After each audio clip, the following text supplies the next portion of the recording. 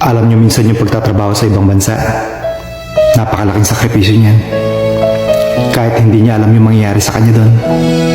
Kung sweswertein ba siya, o kung makakaipon ba siya.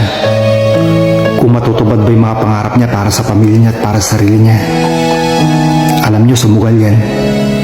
Pero minsan ang hirap lang tanggapin na mismong pamilya pa ang magiging dahilan ng pagpapakamatay ng isang OFW.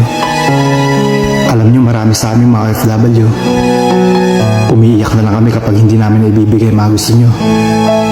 Kasi akala niyo, ayaw namin magbigay. Hindi niyo alam, dinadamdam namin yan.